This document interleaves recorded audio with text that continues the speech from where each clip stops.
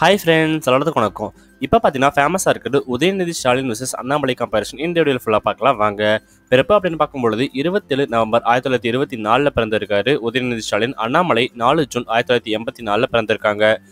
அரசியல் கட்சி பொறுத்த வரைக்கும் திராவிட முன்னேற்ற கழகத்தில் இருக்காரு. இவர் பிஜேபி கட்சியில் இருக்காருங்க. இதுவே துணை அப்படின்னு எடுத்துக்கிட்டோம்னா அகிலா அப்படின்னு ஒரு மனைவி இருக்காங்க. இவங்களுக்கு பார்த்தீங்கன்னா கிருத்திகா அப்படின்னு ஒரு மனைவி இருக்காங்க. பிள்ளைகள் பொறுத்த வரைக்கும் 2 குழந்தைகள் இருக்காங்க.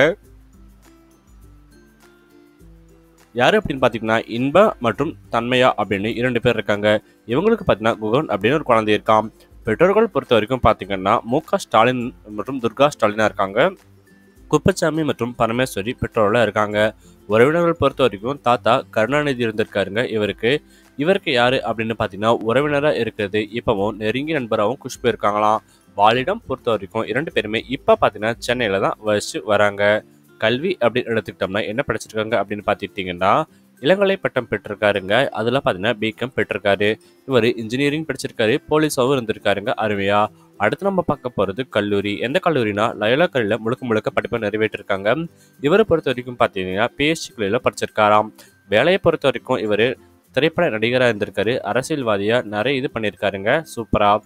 இதுவே இவரை பொறுத்த வரைக்கும் பார்த்தீங்கன்னா போலீஸ் துறையில் நடிப்பு துறையிலும் இருந்திருக்காருங்க. வயசு அப்படின்னு பார்க்கும்பொழுது இப்போ 46 ஆகுது. இவருக்கு பார்த்தீங்கன்னா 38 ஆகுது.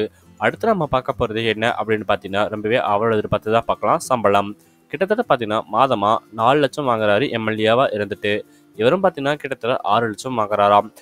தேர்தல்களை பார்த்தீங்கன்னா ஒரு முறை வெற்றி பெற்றிருக்காரு. இப்போ அமைச்சராக இருக்காரு. இவரை பொறுத்த வரைக்கும் தேர்தல்களை வெற்றி பெற்றது கிடையாதுங்க. சொத்து மதிப்பு அப்படின்னு எடுத்துக்கிட்டோம்னா 5000 கோடி வச்சிருக்கிறதா சொல்கிறாங்க. இவர் பார்த்தீங்கன்னா 570 கோடி வச்சிருக்கிறதா சொல்கிறாங்க. நீங்கள் மறக்காமல் கமெண்ட் பண்ணுங்கள். அண்ணாமலை பிடிக்குமா இல்லை உதயநிதி ஸ்டாலின் பிடிக்குமா? கமெண்ட்ஸ் ரொம்பவே அவரோட எதிர்பார்த்து காத்துட்ருக்கோம். மேலும் லைக் பண்ணுங்கள், சப்ஸ்கிரைப் பண்ணுங்கள், ஃபாலோ பண்ணுங்கள், ஷேர் பண்ணுங்கள். நன்றி, வணக்கம்.